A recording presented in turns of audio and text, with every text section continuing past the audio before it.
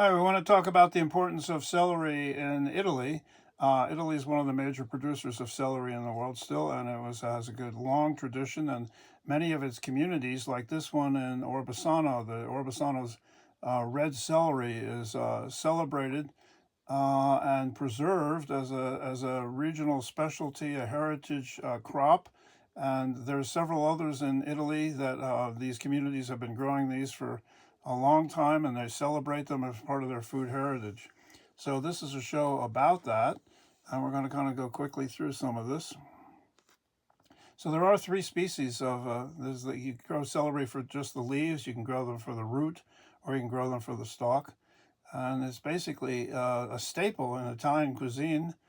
Celery became a fixture in Italian cooking, and it's one of the core ingredients in their flavoring for cooking many other things. And then there's the four communities that are known for their special heritage variety, which they celebrate. They have festivals associated with them, all that sort of thing.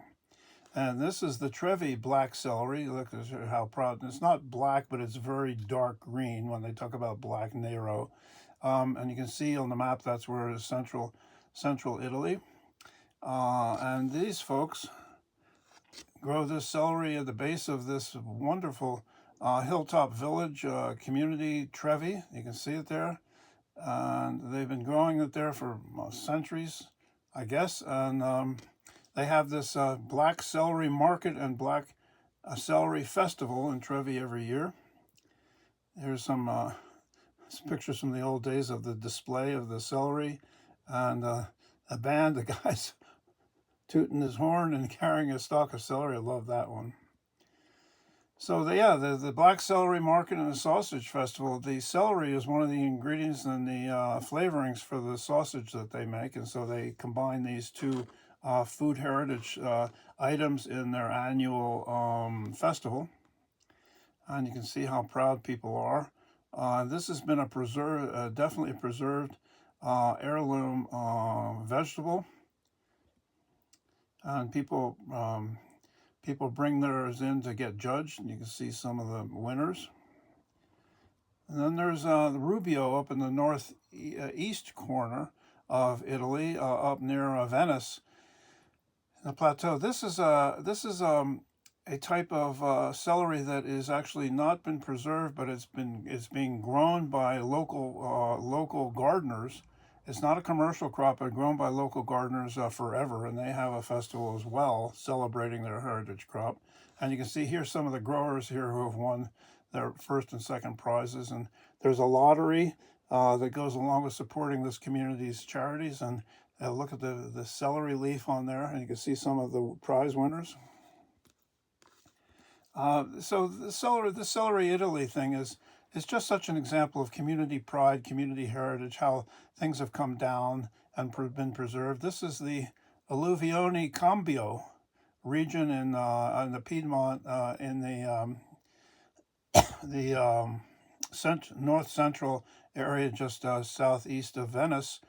In which they've been growing this celery for years, and they have all these special dishes, including, look at the Parmesan. Oh, it's the Parma region, yeah, and the Parmesan cheese is spread on that salad. It just looks delicious. It says the cultivation of celery is a cornerstone of this area's agricultural identity. There you go. I mean, this is the local festival. The Sagra del Sedano celebrates this vegetable and the Piedmontese cuisine. I love that. And here's a poster advertising that for 2023. They make a pesto out of the celery leaves, which looks absolutely delicious, and I want to try it. And that's that one.